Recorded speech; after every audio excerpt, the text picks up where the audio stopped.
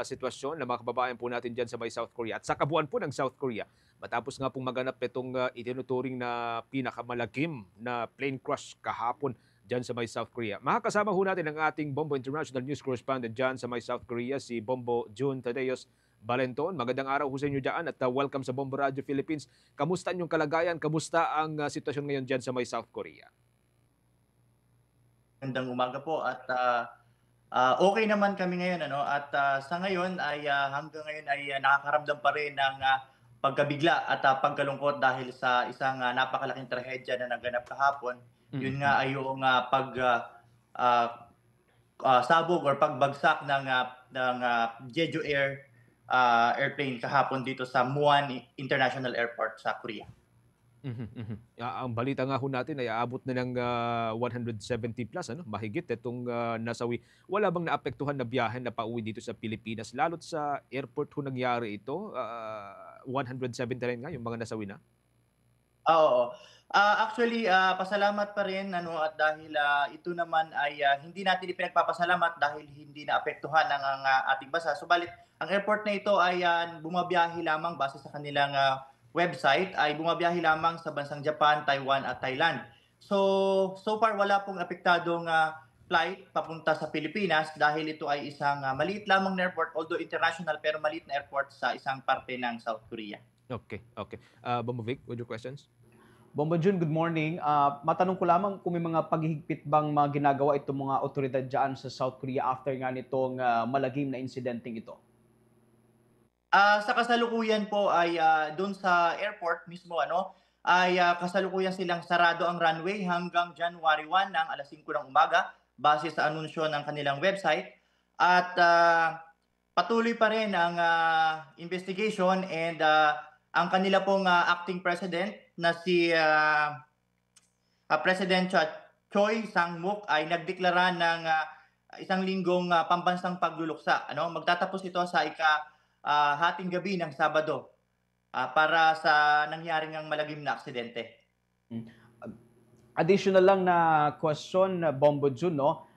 Ano po ba yung mga ginagawang paraan ng South Korean government para matukoy na ho itong pagkakakilanlan ng mga pasaherong nasunog nga after nga bumagsak nitong eroplano dyan sa may bahagi ng South Korea?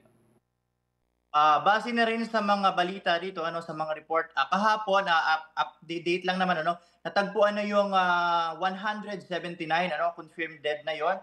May dalawang nakaligtas na ano so total of 181 kasi yung lula ng eroplano na yon. At sa sitwasyon naman na kung ano ang ginagawa ng South Korea base sa kanila kahapon, base sa balita ay meron silang mga dineploy ano, na halos sa 700 tao para asikasuhin at mas mapabilis ang investigasyon dito sa pangyayaring ito.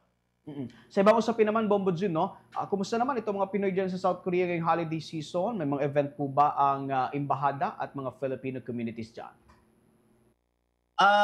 Masaya naman ano, although hindi kagaya ng sa ating bansa sa Pilipinas na medyo tayo ay pagka ganitong holiday season ay may mga handaan na ganito kaliwat kanan. Pero dito kasi palibhasa tayong mga Pilipino, nagkakaroon din may mga Christmas party sa iba't ibang mga community, pero hindi kagaya nga diyan ano sa Pilipinas na talagang kasama mo ang pamilya mo. At may kahalong lungkot din sapagkat patuloy na naaapektuhan ang ekonomiya nila at bumabagsak din ang halaga ng won. So kaming mga OFW, kagaya po, ay talagang malaking epekto doon sa palitan ng piso at won.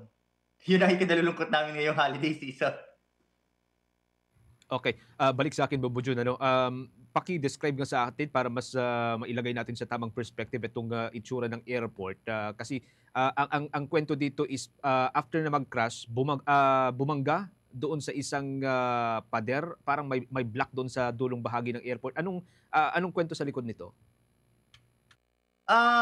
Ayon sa mga balita ano, base na rin sa nangyari. Actually, sabi naman kahapon noong Ministry of Transportation na tagapagsalita nila na yung airport naman ay may haba yung runway na 2,800 meters. So parang kumbaga standard naman po siguro yun. I'm not an expert, aviation expert, pero ayon na rin sa narinig kong mga balita na talagang kumbaga technical error, although wala pa talagang inilalabas na tamang sagot doon sa katanungan bakit at ano ba ang nangyari doon sa naging sanhi nung pagbagsak ng eroplano. Kasi talagang hindi nila ilalabas 'yan hangga't hindi kumpleto yung information at talagang hindi tama yung makuha nila na dahilan kung bakit ganito yung nangyari. Yung airport po kasi na yun ay isang parang kung sa atin ay isang maliit na airport lang pero bumabiyahe sa international. Oo. Okay, although nababanggit mo kanina na wala pang inilalabas na akmang mga impormasyon or sapat na impormasyon, ang initial na ni-release na impormasyon sa mga media outlet ay, parang nagkaroon ng bird strike. So, ano 'to, marami bang mga ibon na napapadaan o lumilipad sa mga bahaging 'yan? Actually, kahapon, before pa mag-landing base din do'n sa balita before mag-landing yung eroplano ay nagkaroon ng bird strike warning ang airport. Ko yung airplane na ito, yung piloto nito na may gano'n na pangyayari. Although yun nga, hindi inaasahang pangyayari, ay may possibility na isa sila sa nabiktima noong bird strike na yon. Kaya nagkaroon ng problema yung kanilang situation, yung kanilang eroplano hanggang sa naging ito na nga isang malaking trahedya yung kinalabasan po. Sa ngayon, ano yung sitwasyon diyan kasi may 7 araw na day of mourning na idineklara ang, South Korean government?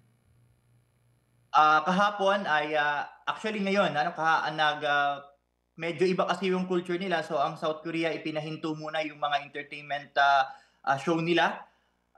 I think kahapon yon nangyari kahapon after the incident.